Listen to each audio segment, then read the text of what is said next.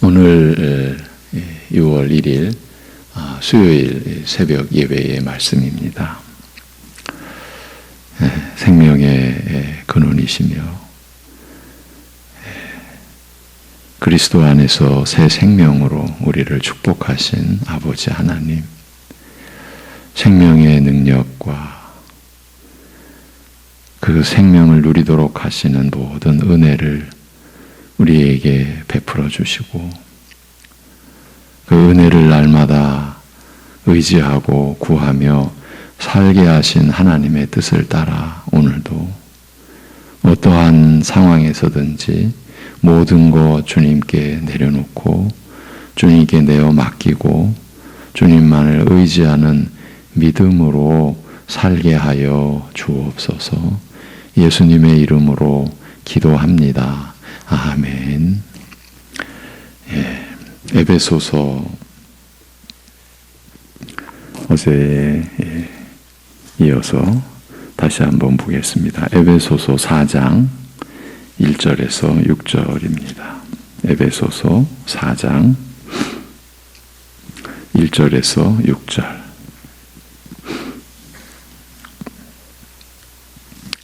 같이 보시겠습니다. 에베소서 4장 1절에서 6절입니다. 다 같이.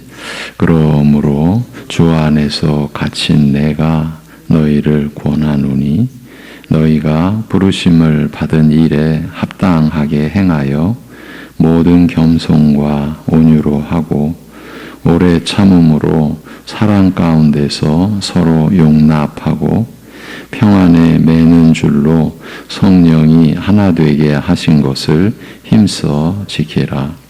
몸이 하나요 성령도 한 분이시니 이와 같이 너희가 부르심의 한 소망 안에서 부르심을 받았느니라. 주도 한 분이시요 믿음도 하나요 세례도 하나요 하나님도 한 분이시니 곧 만유의 아버지시라. 만유 위에 계시고 만유를 통일하시고 만유 가운데 계시도다. 아멘. 어제는 아브라함의 믿음과 우리의 믿음은 하나여야 한다는 명제를 에베소서의 오늘 이 본문 말씀을 통해서 확인을 했습니다. 로마서 4장 23, 24절의 말씀 때문이었습니다. 그에게 의로 여겨졌다 기록된 것은 아브라함만 위한 것이 아니요 의로 여기심을 받을 우리도 위함이니 곧 예수 우리 주를 죽은 자 가운데서 살리신 이를 믿는 자니라고 하지 않습니까? 그에게 그러니까 아브라함에게 그 믿음이 의로 여겨졌다 기록된 것은 아브라함만 위한 것이 아니라는 것입니다. 사도는 이 말을 하려고 한 것입니다. 바울은 이 말을 해야 했던 것입니다. 즉 의로 여기심을 받을 우리도 위함이라는 것입니다. 그에게 의로 여겨졌다 기록된 것은 장차 의로 여기심을 받을 우리도 위함이었다는 말입니다. 이 구절에서 아브라함의 믿음과 우리의 믿음은 하나이어야 한다는 사실이 확인된 것입니다. 구약 백성의 믿음과 신약 백성의 믿음이 본질에서는 하나라. 믿음의 조상인 아브라함의 믿음과 우리의 믿음은 본질적으로는 하나이어야 한다는 것입니다. 그렇게 하나가 될 필요가 없다고 하면 사도가 아브라함의 믿음에 대해서 이렇게 상세하게 설명할 필요가 없었을 것입니다. 무엇보다도 그에게 의로 여겨졌다 기록된 것은 장차 의로 여기심을 받을 우리도 위함이었다고 기록할 수가 없었을 것입니다. 그래서 어제는 바울 사도가 에베소서에서 믿음이 하나라는 사실을 강조한 구절을 살피게 되었던 것입니다. 이 문단에서 그런데 바울은 우리가 부르심을 받은 자라는 점부터 제시합니다. 그러니까 근본부터 제시를 하는 겁니다. 신자라고 하면 하나님의 택하심과 부르심을 받은 자라는 사실을 밝힘으로써 사도는 우리의 믿음이 하나인 토대와 근거를 먼저 제시하고 있습니다. 이제 그래 놓고서 몸이 하나요 성령도 한 분이시니 이와 같이 너희가 부르심의 한 소망 안에서 부르심을 받았느니라. 주도 한 분이시요 믿음도 하나요 세례도 하나요 하나님도 한 분이시니 곧 만유의 아버지시라. 만유 위에 계시고 만유를 통일하시고 만유 가운데 계시도다라고 하십니다. 우리가 이 말씀의 진정한 뜻과 그 범위를 감당키는 어려울 것 같이 느껴집니다. 그러니까 평생을 묵상하고 또 생각하고 또 기억하고 해야 될 말씀이 아니겠습니까? 먼저 몸이 하나라고 하고서 곧바로 성령도 한 분이시라고 해서 우리 각자, 우리 신자들, 우리 각자 안에서 믿음으로 회개토록 하시고 교회로 모이게 하신 분이 성령 한 분이시니 교회도 하나여야 마땅하다라는 점을 설명하는 것으로 시작합니다. 고린도전서 12장 3절에서도 하나님의 영으로 말하는 자는 누구든지 예수를 저주할 자라 하지 아니하고 결정적으로 또 성령으로 아니하고는 누구든지 예수를 주시라 할 수 없느니라고 하지 않습니까? 예. 우리가 예수 그리스도를 나의 구주로 믿게 된 것은 성령의 역사이심을 이렇게 명백하게 밝혀놓았죠. 성령으로 아니하고는 누구든지 예수를 주시라 나의 구주라 고백할 수 없다는 것이죠. 그리고 다시 우리가 부르심을 받은 사실을 확인하는데 부르심의 한 소망 안에서 부르심을 받았다고 함으로써 하나님의 그 부르심으로 우리가 믿음으로 살게 된 것이 하나인 것처럼 그 믿음의 종국도 하나라는 사실까지 밝혀놓았습니다. 한 소망 안에서 우리가 부르심을 받았다는 것은 하나님 나라 안에서 우리는 한 소망, 한 목표, 한 방향을 향해 살도록 되어 있다는 뜻이 아니고 무엇이겠습니까? 이렇게 우리 믿는 자들은 한 소망을 하나님으로부터 받아서 살아가게 된 것이죠. 그 소망 역시 하나님의 선물임에 틀림없습니다. 그 소망이란 다름 아닌 하나님의 나라를 향한 것이요 그 영원하고 영광된 나라를 바라고 구하는 것입니다. 요한일서 1장 3절에서 영원한 생명의 본질을 설명하기를 우리의 사귐은 아버지와 그의 아들 예수 그리스도와 더불어 누림이라고 말씀하신 대로 그 영원하고 복되며 영광된 나라에서 성부 하나님과 그 아들 그리스도와 더불어 사귐을 갖는 영원한 사귐을 갖는 이 소망을 지닌 채로 우리 신자들은 살아가는 것입니다. 이것을 사도가 한 소망 안에서 부르심을 받았다고 한 것입니다. 그러면 기본적인 의문이 듭니다. 그러면 그 소망이라고 하는 것은 그 새하늘과 새 땅, 우리 주님이 다시 오실 다시 오심으로써 이제 성취될 그 하나님 나라 거기에만 소망을 두고 사는 것인가? 그렇습니까? 빌립보서에서 바울 사도는 어찌하든지 살든지 죽든지 내 몸에서 그리스도가 존귀히 되기를 소망하고 있지 않습니까? 이 소망이 우리가 육신으로 살아가는 생애의 한 소망이지 않습니까? 한 소망이어야 되지 않습니까? 그러니까 이 생에서나 다음 생애에서나 현세에서나 내세에서나 우리는 한 소망, 그리스도로 말미암은 하나님의 뜻으로 말미암은 성령님으로 인한 한 소망으로 우리가 부르심을 받은, 그래서 하나, 몸이 하나인 교회의 지체로 우리가 있는 것 아닙니까? 그리고 주도 한 분이시요, 믿음도 하나요, 세례도 하나요, 하나님도 한 분이시니라고 합니다. 참 감당하기 어려운, 너무나 광범위하고 너무나 참 장엄하게 하나님 나라의 그 참 영광스러움을 나타내고 있습니다. 근데 그 영광스러움의 본질이 하나님이 한 분이시듯 모든 게 본질상으로는 하나여야 한다라는 거죠.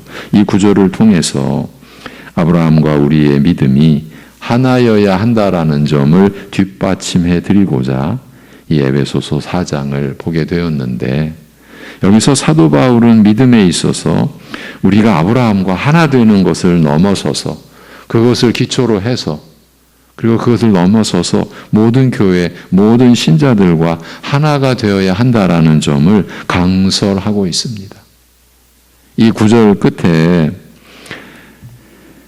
만유를, 만유의 아버지시라, 하나님도 한 분이신데 만유의 아버지시라, 만유 위에 계시고 만유를 통일하시고 만유 가운데 계시도다.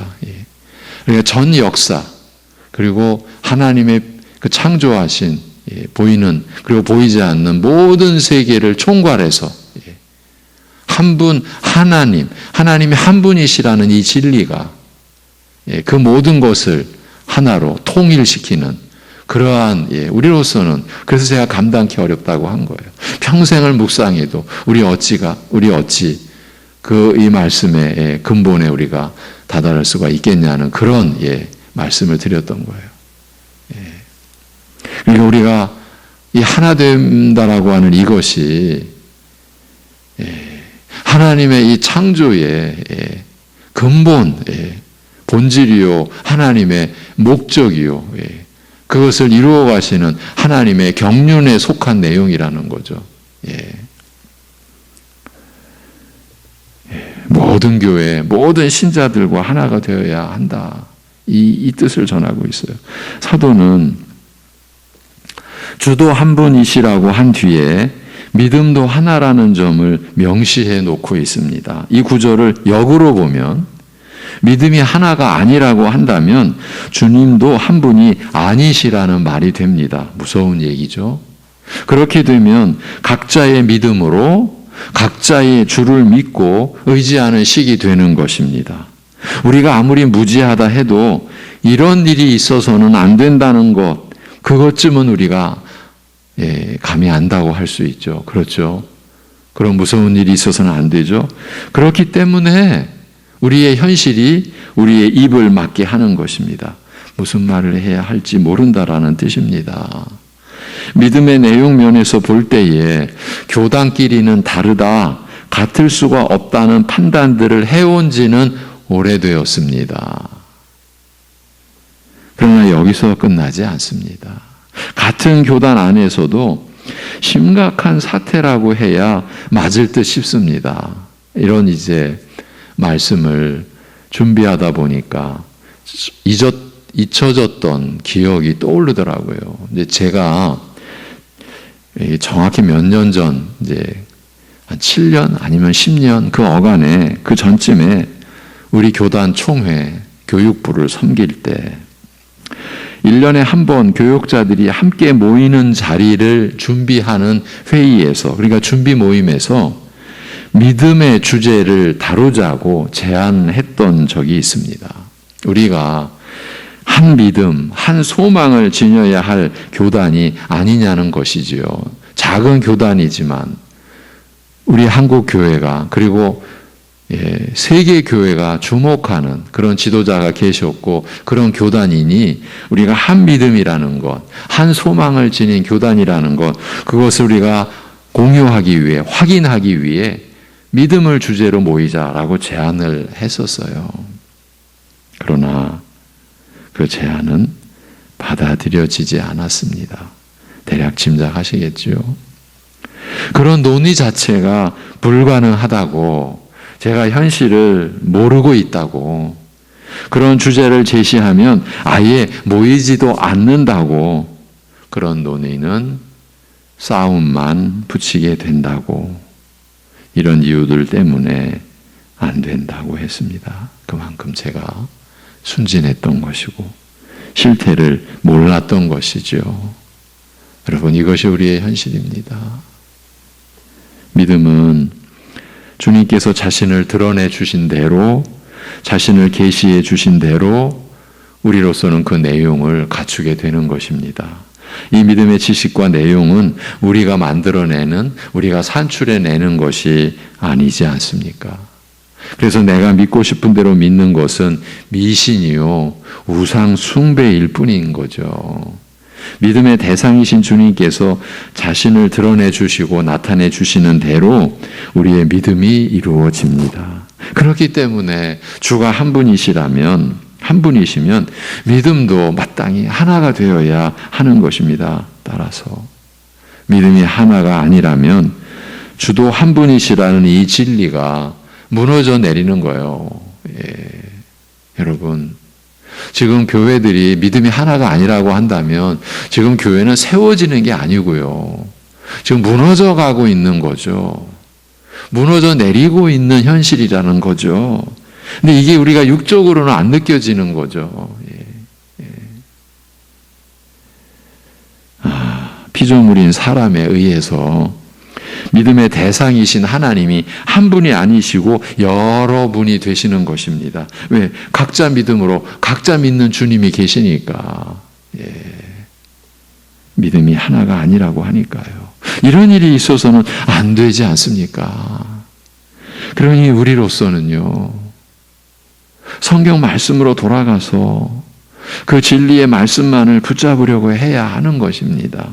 말씀을 믿어야 하는 것이고 말씀으로 믿음을 가져야 하는 것입니다. 그래야 우리가 아브라함의 믿음과 하나된 일치된 믿음의 내용을 갖출 수 있는 것 아닙니까? 아브라함의 믿음을 우리가 뭐 생각해서, 우리가 뭘 깨달아서, 큰일 날 소리죠. 오직 하나님께서 자신을 나타내 주시고 드러내서 보여주신 것이 바로 성경 말씀이니까요. 오직 성경뿐이니까요. 사도 바울은 이어서 세례도 하나요, 하나님도 한 분이시라고, 주도 한 분, 믿음도 하나, 그리고 바로 이어서 세례도 하나, 하나님도 한 분이시라고 덧붙이고 있어요. 우리가 하나된 믿음으로 믿는 내용이 세례의 은혜라고 이렇게 연결시킬 수도 있어요.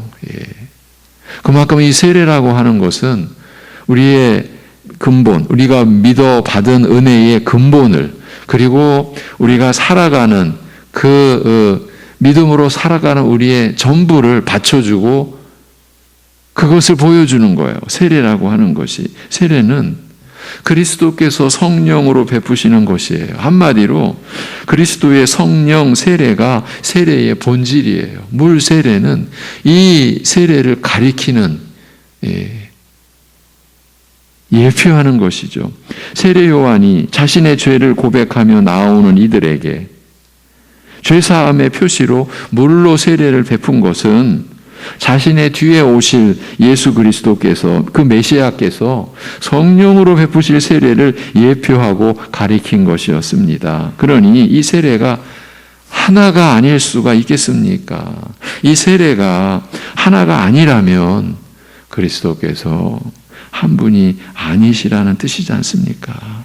여러분, 지금 우리 시대의 교회에서 믿음의 내용에 있어서 이 세례가 하나가 아니라는 걸 우리가 충분히 알고 있어요. 세례가 하나가 아니에요. 그런 이야기는 여기서는 이제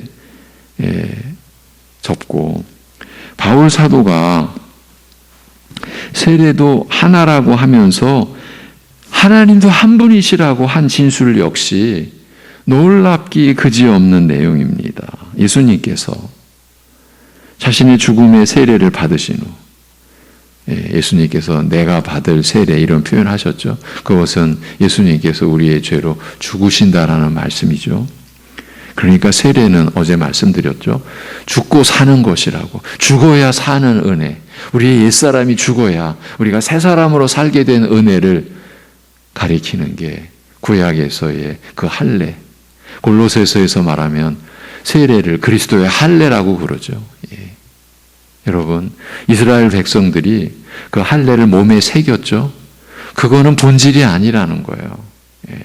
오늘날 우리가 이 받은 은혜, 하나님 우리 아버지 되시고 그리스도께서 성령으로 우리 안에 계신 이 은혜를요, 무슨 육신의 무슨 표로, 무슨 겉으로 나타나는 외적인 무엇으로 가지고 있다? 이거 전부가 다 거짓인 거예요. 육신의 표로 우리인데 가지고 있다라고 하잖아요. 예. 가지고 있다고 우리는 말을 해요. 성령 세례 받은 표가 있다고. 그게 다 지금 사단의 계획에 어느 거짓 그 지도자, 거짓 선지자, 그들의 그 꾀임에 이 시대가 아예 넘어간 채로 있는 그런 형상이잖아요. 여러분, 그 구약의 할례도 결국은 마음의 할례라. 마음의 할례라는 것은 죄로 인하여 우리가 죽었던 그 사실을, 죽어 있는 사실을 알고, 그래서 제사를 통해서 보여주신 메시아의 사역으로, 여러분, 옛날 예배는 피가 진동하는, 피의 그 향기가 진동하는 예배였죠. 제물을 잡아야 됐죠. 각을 떠야 했죠. 피를 쏟아야 됐죠. 제단에 피를 발라야 했죠. 그 피는 여러분, 피가 무슨 영적인 의미가 아니라 그 피는 죽음이죠.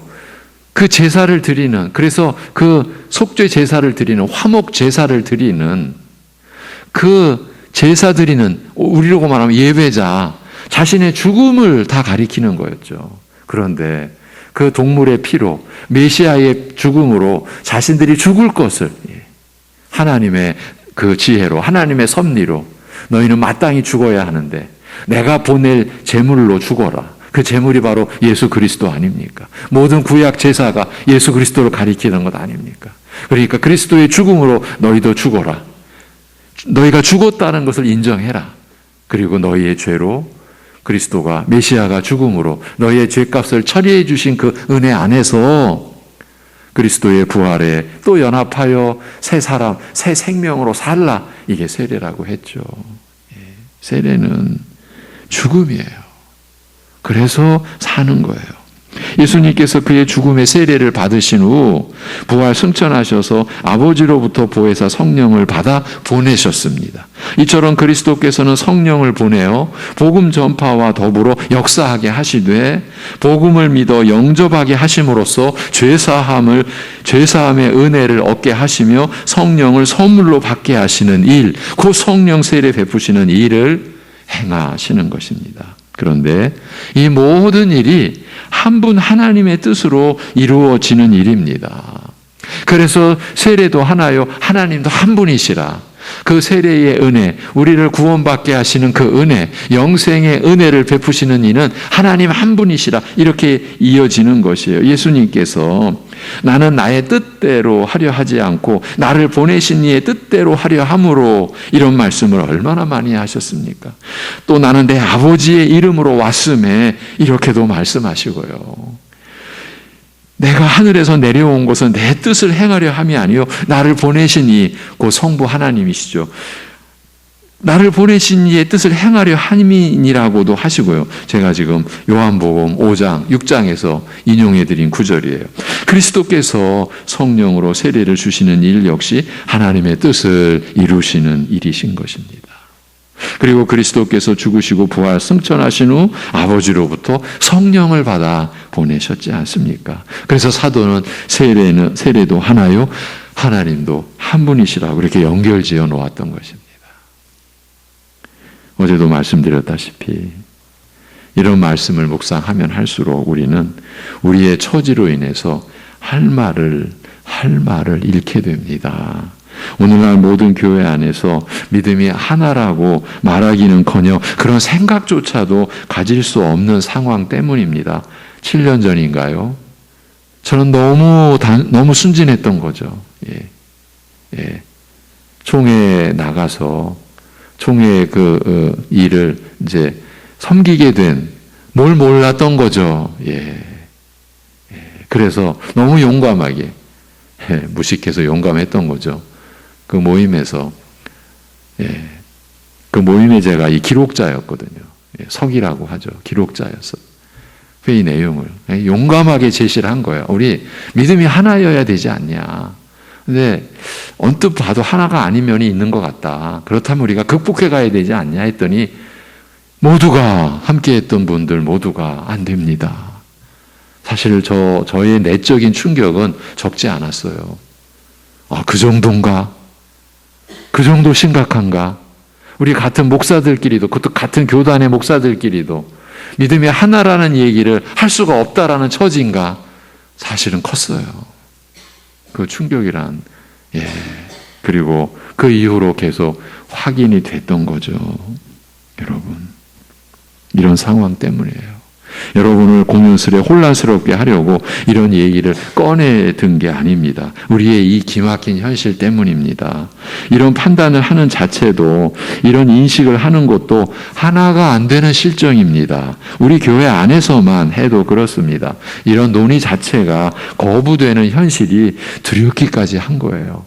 우리가 잘못됐으면 그 잘못을 알아야 회복되고 회개하고 우리가 새로워져 갈 수 있잖아요. 그러니까 우리의 죄를 그저 안 보려는 것, 그저 무시하려는 것, 그저 덮어버리려는 것, 그게 두렵다라는 거죠. 그저 각자 예수 잘 믿고 기도 열심히 하며 말씀 순종해서 하나님께 영광을 돌리며 살면 되는 것이지, 무슨 이렇게 시시콜콜 문제 아닌 것까지 문제 삼고 따지기만 좋아하느냐고도 할 수 있어요. 얼마든지 그럴 수 있어요. 이런 식이면 정말 아무 문제가 없는 것처럼 보이기도 하죠. 각자 교회마다 은혜를 주시는 대로 열심히 섬기고 교회를 세워가면 된다라는 식이니까요. 여러분, 그런데 그렇게 간단한 일이 아닌 것입니다. 그래서 로마서 4장을 할 수 있는 한 상세하게 살피고자 한 것입니다. 우리 자신을 들여다보기 위함이었습니다. 여러분도 함께 생각해 보십시오. 교회 안에 자랑거리가 많아도 너무 많지 않습니까? 일한 것이 없다니요. 한 일이 너무 많지 않습니까? 지금 로마서 4장을 염두에 두고 드리는 말씀이에요. 아브라함의 믿음은, 다윗의 믿음은 하나님 앞에서 일한 것이 없어요. 그래서 죄사함 받았어요. 근데 우리는 한 일이 너무 많아요. 자랑할 일이 너무 많아요. 교회 안에 계급도, 여러분, 종교개혁이 그 계급을 타파한 거예요. 계급을 극복한 거예요. 그런데 이제 이 개신교 안에도 버젓이 계급이 보좌를 틀고 있어요. 거부하시겠습니까? 부정할 수 있겠습니까? 다양한 차별도 많고요. 그것을 아예 공식적으로 내세우고 있지 않습니까? 노골적으로 말하면 예수 믿는 것은 기본, 그 은혜, 그 복은 기본, 우리가 이렇게 만들어 놨죠. 기본이에요. 그래서 기본 위에 누가 더 잘하냐, 누가 더 높으냐, 누가 더 많이 받냐, 누가 더 크냐, 교회가 세상과 똑같은 거예요.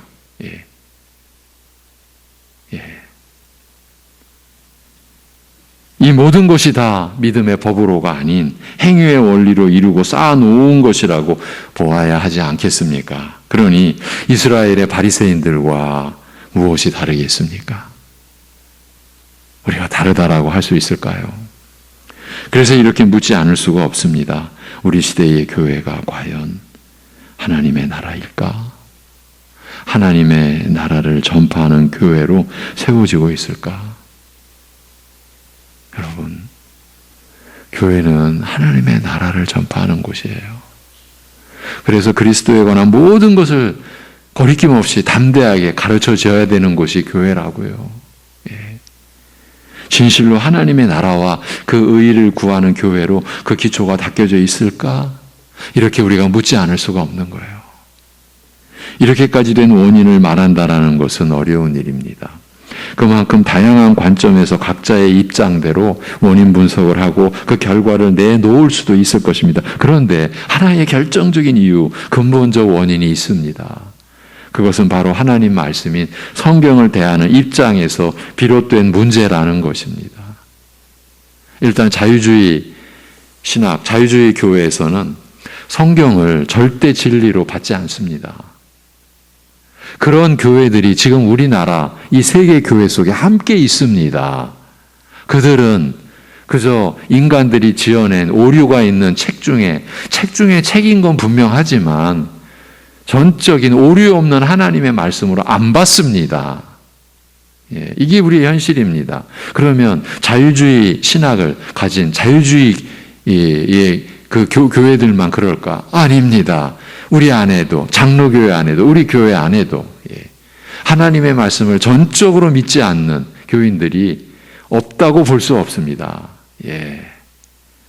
이렇게 하나님 말씀이 성경을 대하는 입장에서 비롯된 문제인 겁니다.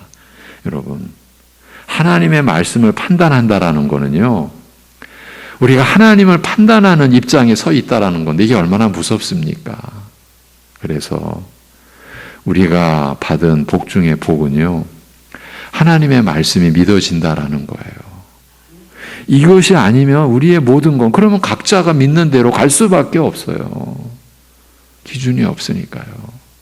그래서 성경, 경이라고 하는 거예요. 우리는 성서라는 말을 가급적은 쓰지 않죠. 성서, 이건 그저 책이라는 개념이죠. 성경, 이 경이라고 하는 게 규범, 오직 그 기준, 잣대, 하나님을 아는 잣대, 우리의 신앙이 하나님을 믿는 신앙인지를 기준해주는 그 규범이 되는 그 말씀인 거예요. 그래서 성경이라고 하는 거죠.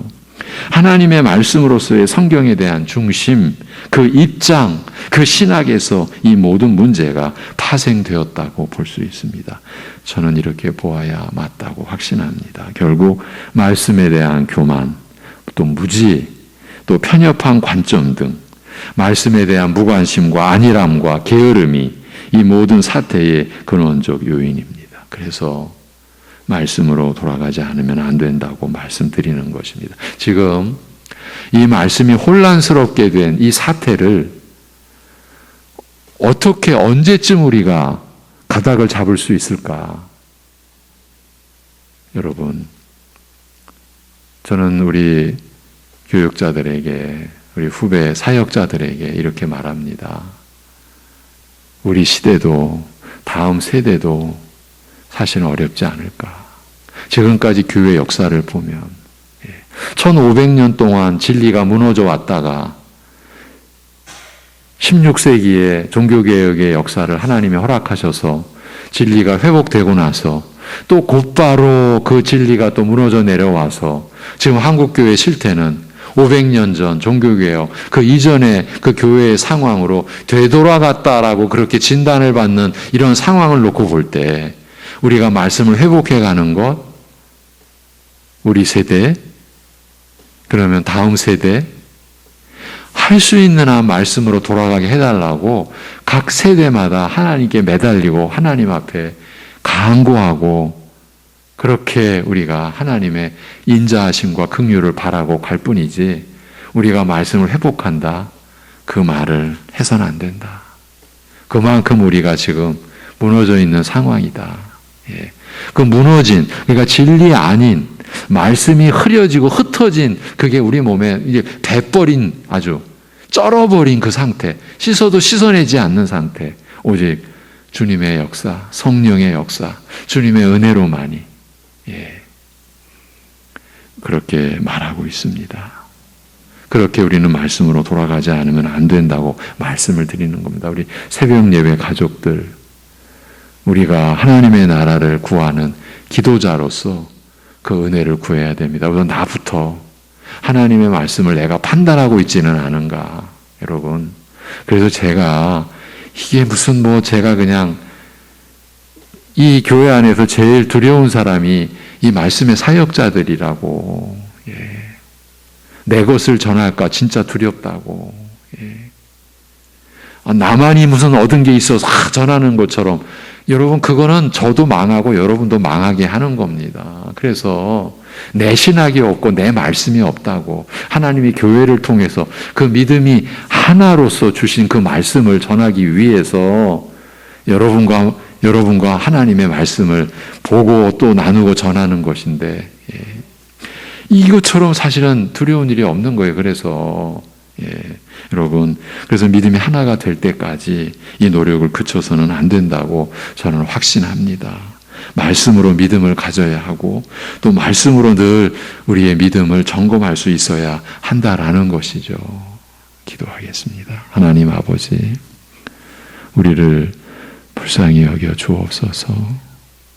하나님의 말씀을 판단하는 자리에까지도 어느 때는 갓버리고, 그래서 우리가 하나님을, 창조주이신 하나님을, 구원자이신 하나님을, 심판자이신 하나님을 우리가 판단하는 자리에까지 나도 모르게 가 있는 그런 실태까지도 고백하지 않을 수가 없사오니, 우리를 용서하시고 우리를 긍휼히 여겨주시고 그 인자하심으로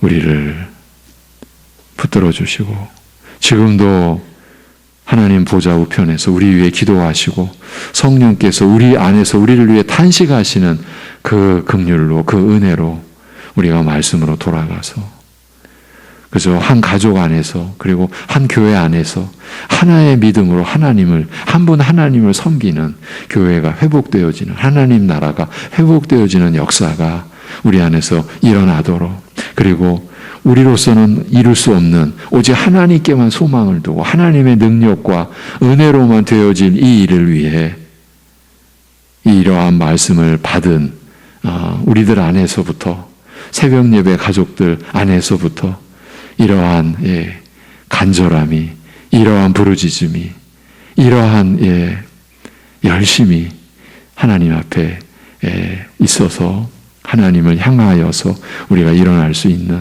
우리들 되게 하여 주옵소서. 아버지 하나님, 온 세상을 다스리시는 가운데 우리나라도 하나님의 그 다스리심 안에 있음을 그저 감사합니다. 우리나라를 긍휼히 여겨주시고, 이 참 선교 101세기 안에서 전 세계 교회가 주목하는 선교하는 교회로 우리나라 교회를 세워주셨듯, 이제 우리나라 교회가 진리의 교회로 회복되어져 가는 가운데에서 나라의 경계, 민족의 경계를 세우신 하나님의 섭리 안에서 우리 민족을 위해 우리가 기도하고, 오늘도 그 나라의 지도자들, 각 지방 그 지도자들을 세우는 일에도 하나님 간섭하여 주시고 섭리하여 주시고, 그리하여서 참으로 하나님의 그 섭리 안에서 이 나라가 세워져 가는 역사를 허락하여 주시옵소서.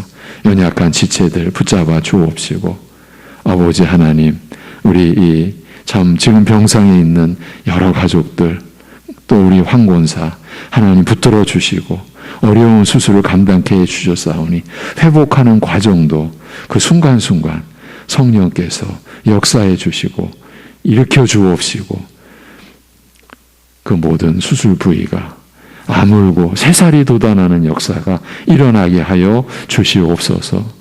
우리 주 예수 그리스도의 이름으로 기도하옵나이다. 아멘.